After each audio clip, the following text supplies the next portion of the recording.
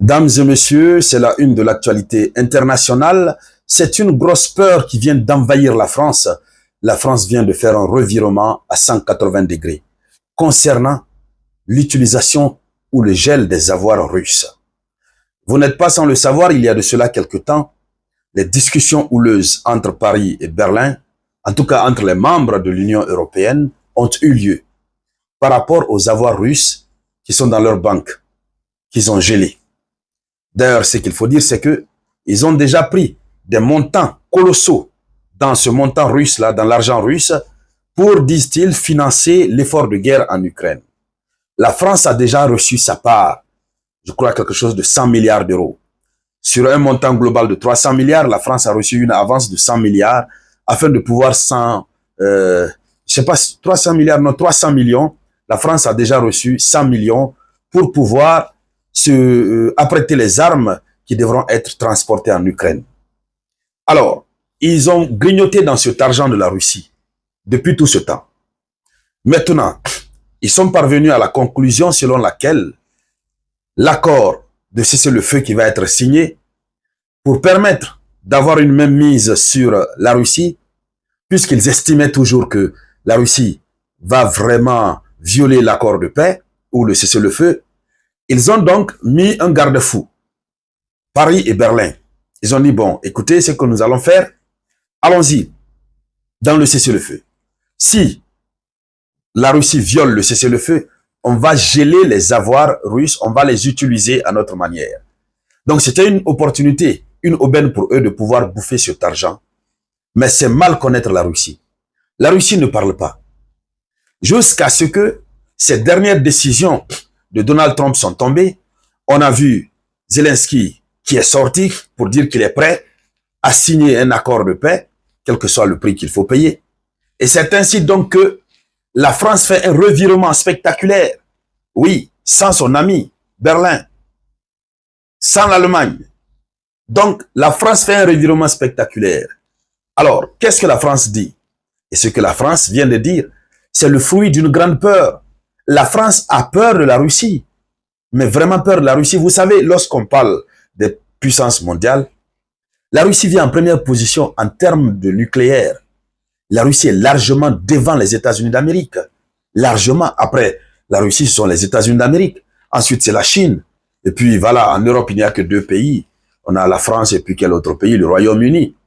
Mais la France dépasse le Royaume-Uni de 10 ogives seulement. Donc, ils connaissent la force de la Russie. C'est pourquoi il y a Donald Trump qui échangeait, je ne sais pas si c'était avec un responsable européen. Il lui a demandé, tu peux oser la Russie? Tu n'as pas peur de la Russie? Ce dernier a ri. Bref, c'est une grosse peur. Mais qu'est-ce qui s'est passé concrètement? Allons-y dans les profondeurs, mesdames, mesdemoiselles et messieurs. Mais avant de poursuivre, comme d'habitude, je vous demande incessamment de partager cette vidéoconférence. Il faut la partager dans tous les groupes possibles. Partagez-la tant que vous pouvez. Mettez beaucoup de j'aime. Cela donne assez de visibilité à la vidéoconférence. Voilà. Allons-y. Tout a commencé par quoi? La France et l'Allemagne et le Royaume-Uni, lors de leur dernière réunion à Londres, ont envisagé de saisir les avoirs russes, comme on le disait. Mais le problème, c'est que c'est le ministre de l'économie et des finances française qui va sortir derrière eux pour annoncer l'intention de la France de ne plus vouloir toucher à cet argent. Donc les trois se sont retrouvés. Pour au cas où, si Moscou viole un futur accord de paix. Alors, Paris et Berlin, qui ont fait semblant de s'opposer à l'utilisation des avoirs russes depuis quelque temps, ont enfin décidé. Donc, selon des sources, les responsables français proposent de mettre en œuvre la saisie des avoirs russes si Moscou perturbe un éventuel accord de cessez-le-feu avec l'Ukraine. Et cette mesure, selon eux, pourrait contraindre la Russie à fournir des garanties de sécurité à Kiev. Alors, et les responsables européens ont réagi positivement face à l'idée de la France avec un soutien croissant après les menaces américaines de suspendre l'aide militaire américaine. Donc, ils ont soutenu. Les responsables européens ont soutenu. Mais qu'est-ce qui se passe?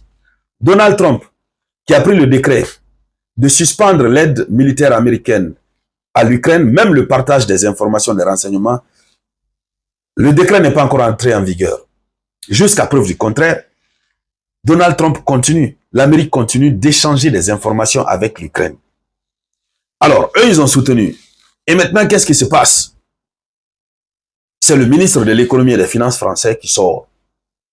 Et la France fait un revirement spectaculaire. On ne sait pas ce que Emmanuel Macron va dire à ce propos. La France dit ceci. La saisie des avoirs russes gelés en Europe constituerait une violation du droit international par la France et l'Union européenne. Voici ce qu'a déclaré le ministre français de l'économie et des finances et de la souveraineté industrielle et numérique, Éric Lombard. Il a fait cette déclaration sur la chaîne France Info. Oui, c'est maintenant que la France comprend que la saisie des avoirs russes gelés en Europe constituerait une violation du droit international par la France et l'Union européenne, pendant que la France a déjà reçu dans les caisses de son économie 100 millions de cet argent. Ils ont déjà oublié ça. Mais parce que cette fois-ci, l'élan dans lequel ils se sont engagés, s'ils continuent dans cet élan-là, qu'est-ce qui va se passer? Il y aura des mesures de représailles sévères que la France va subir de la part de la Russie. Et sachant que la Russie va être aidée par les États-Unis d'Amérique, parce que si l'Amérique a arrêté son aide financière à l'Ukraine, tout pays qui assisterait financièrement l'Ukraine se mettrait dans une logique de combattre l'Amérique. Parce que c'est la vengeance. L'Amérique dit non, je ne finance pas, je veux la paix. Toi, tu dis non, moi je vais financer. Mais tu n'as pas l'argent, tu veux prendre l'argent de la Russie. Tu n'as pas l'argent, mais tu veux prendre l'argent de la Russie pour financer la continuité de la guerre. Alors que l'Amérique est plus forte que toi. Mais elle va te combattre. C'est pourquoi le ministre de l'économie et des finances français, des finances françaises, il est intelligent. Il a vite compris. Donc il est sorti dans le dos de Emmanuel Macron, si on peut le dire ainsi. Macron va faire quoi? Il y a ce qu'on appelle la solidarité gouvernementale. Et à savoir même, est-ce que là on peut parler de la solidarité gouvernementale? Est-ce que c'est pas Macron qui lui a dit, va déclarer ça là? Ce que nous sommes en train d'entreprendre avec le Royaume-Uni et Berlin, ça ne sert à rien. Est-ce qu'ils ne sont pas de mèche? Si par hasard ils ne sont pas de même mèche, Emmanuel Macron est obligé. En tout cas, la France fait un revirement spectaculaire. Il dit ceci, Éric Lombard, il dit, la position de la France, c'est que ces avoirs russes appartiennent notamment à la Banque centrale de la Russie. C'est maintenant que la France reconnaît que ces avoirs appartiennent à la Banque centrale de la Russie. C'est qu'ils ont bouffé là, les 100 millions. Ils font quoi avec ça? Éric Lombard a souligné qu'une telle démarche serait contraire aux accords internationaux auxquels la France et l'Europe ont souscrit, rappelant au passage que la France n'était pas en guerre, en état de guerre avec la Russie. Donc la France annonce qu'elle n'est pas en état de guerre avec la Russie. Or, le chemin qu'ils ont pris, c'est le chemin qui démontre qu'ils sont en guerre avec la Russie. C'est pourquoi je parlais tout à l'heure de vengeance, de mesures de représailles. Quiconque touche à l'argent de la Russie ne va pas tolérer. Ce serait comme si cet État déclarait la guerre à la Russie. Ce qu'ils ont pris avant, c'est pas grave. Mais à l'heure où nous parlons, la donne a changé. L'actualité géopolitique mondiale a changé. L'Amérique est désormais du camp de la Russie. L'Amérique dit qu'elle ne finance pas. Vous voulez prendre l'argent de la Russie pour financer, mais si la Russie se lève contre vous, l'Amérique va accompagner la Russie. Et c'est de cela que la France a peur. Alors, selon toujours Éric Lombard, le ministre de l'économie et des finances français, il dit que ces actifs pourraient être partiellement utilisés si c'est prévu par l'accord de règlement du conflit ukrainien. Si c'est prévu dans le règlement du conflit. Or, on n'a encore aucun document qui règle le conflit. Donc, ce qui fait que, pas question de toucher à cet argent. Le ministre de l'économie et des finances français ne va pas toucher à ça. La France ne va pas toucher à ça et il ne voudrait pas non plus que l'Union européenne touche à ça. Mesdames, Mesdemoiselles et Messieurs, l'actualité géopolitique internationale a pris une autre tournure. On va continuer de suivre tout ce qui va en découler. On reviendra ici sur la tribune d'éveil des consciences pour pouvoir épiloguer là-dessus. Merci bien de partager la vidéoconférence au maximum. Je vous reviens tout à l'heure avec de nouvelles actualités. C'était la voix de votre unique samouraï.